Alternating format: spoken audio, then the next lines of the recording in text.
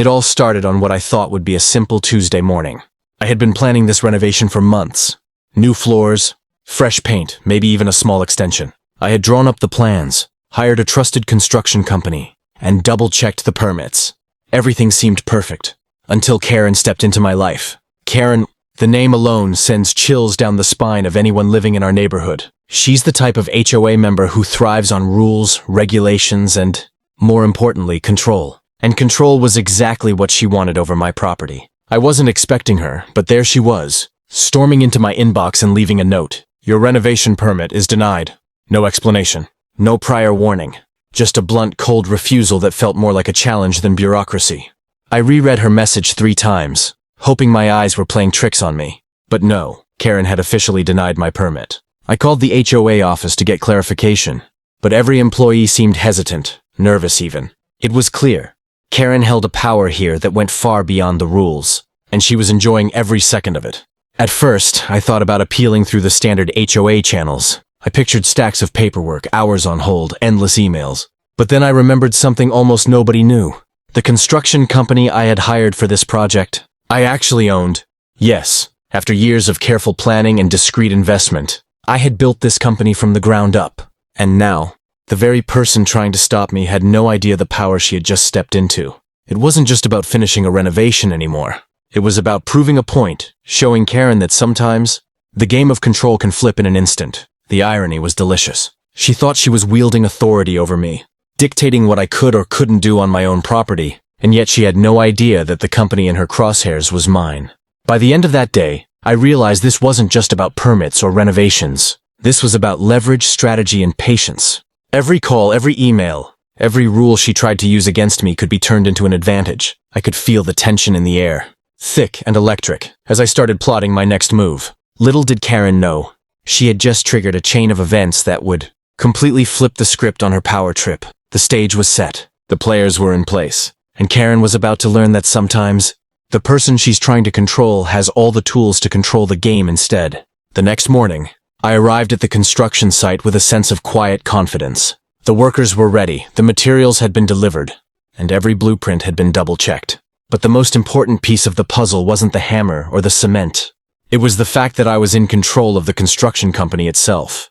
Every permit, every subcontractor, every detail could be leveraged, and Karen had no idea. By noon, the first sign of her fury appeared. I got a call from the HOA office, an urgent, trembling voice asking why my crew had begun work despite her official denial. I simply smiled, replied calmly, and reminded them that I was not just the homeowner, I was also the owner of the construction company handling the project. That one sentence changed the tone instantly. Suddenly I wasn't just a rule breaker. I was the person who literally controlled the work she thought she could stop. Karen's next move was predictable. She sent a barrage of emails, each more frantic than the last, demanding immediate cessation of work, threatening fines, and even legal action. But every letter she sent only added fuel to my fire. I carefully documented everything, knowing that this confrontation was as much about strategy as it was about property. Each demand she made was an opportunity to remind her, subtly, that her authority had limits. And the more she tried, the clearer it became that she was losing control. By mid-afternoon, word had spread through the neighborhood about the ongoing dispute.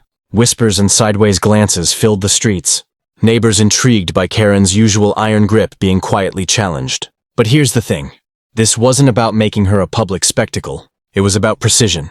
Every call, every meeting, every interaction was calculated to turn her own rules back on her. The irony was too delicious to resist. Karen thought she was shutting me down, but in reality, she had unknowingly handed me a victory before the first hammer even fell. The real turning point came when I scheduled a formal meeting with the HOA board.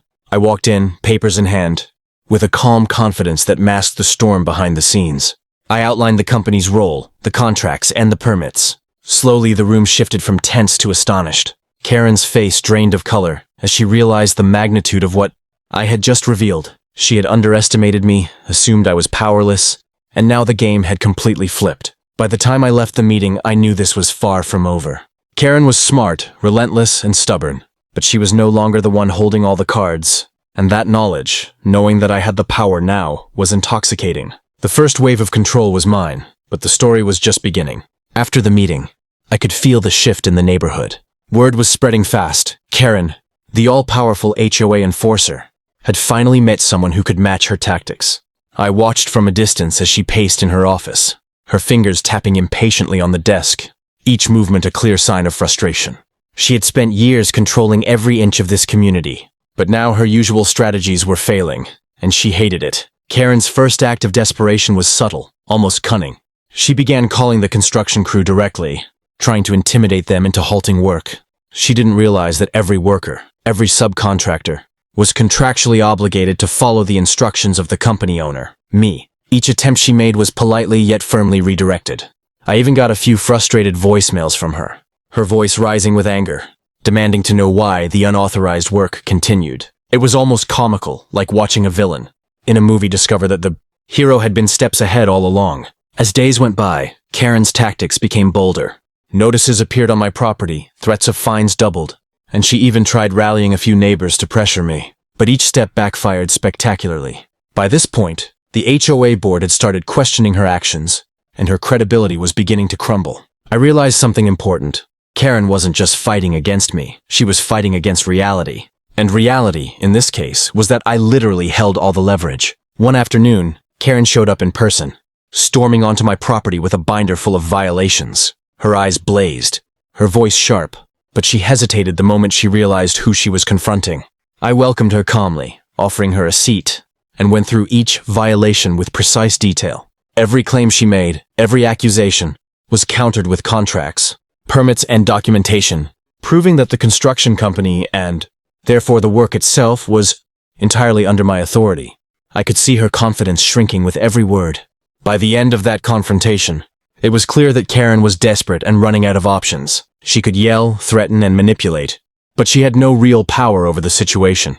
The tables had not just turned, they had flipped entirely. I knew she would try one last move, something dramatic, something reckless, and I was ready for it. Patience, strategy, and control were on my side now. The battle was far from over, but one thing was certain. Karen had underestimated me, and that was a mistake she would regret. The stage was set for the final showdown, the moment where control, strategy, and truth would collide. It was a quiet morning when Karen made her final attempt. She marched into the neighborhood, papers in hand, ready to confront me one last time. Her face was tight with determination, her words sharp with authority, but this time, there was a noticeable edge of desperation. Karen had tried everything, emails, threats, fines, even rallying neighbors to her side. Yet every attempt had failed, every move had backfired. She didn't realize that the final revelation was about to change everything. I greeted her calmly, with a smile that barely concealed my anticipation. "Good morning, Karen," I said. "I think it's time we go over a few things one last time." Her eyes narrowed, trying to gauge if this was the same person she had been intimidating for weeks. Little did she know, I had been preparing this moment carefully. Every contract, every permit, every document had been meticulously organized. And the most important piece, the one she had never suspected, was the ownership of the construction company itself. As we sat down, I began presenting the evidence. Each page revealed the truth. The company handling the renovation was mine. The permits were legally valid, and the work was fully authorized. I watched as her face went from disbelief to shock. Every time she opened her mouth to argue, another fact countered her claim. Her confidence, once ironclad, crumbled piece by piece. It was clear she had misjudged the situation entirely. She had tried to exert control, not realizing that the very power she thought she held was actually in my hands all along. By the time I finished, there was a stunned silence. Karen's attempts to dominate and intimidate had failed spectacularly. She realized finally that the rules she had wielded like weapons could not touch the truth. I wasn't just a homeowner following the law, I was the owner of the construction company making all the decisions. The irony wasn't lost on me. For weeks she had tried to teach me a lesson, only to find that the lesson she learned was far more humbling. As she gathered her papers and left, the neighborhood could feel the shift. Karen's reign of control had faltered, and in its place, a new balance had been established.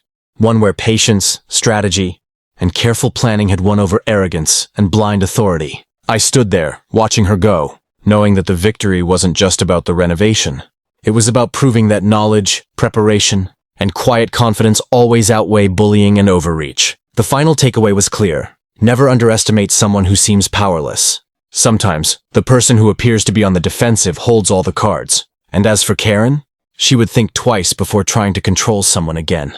The renovation continued, the work progressed, And I had the satisfaction of knowing that, for once, the lesson had been learned the hard way, by her. Karen thought she had all the power.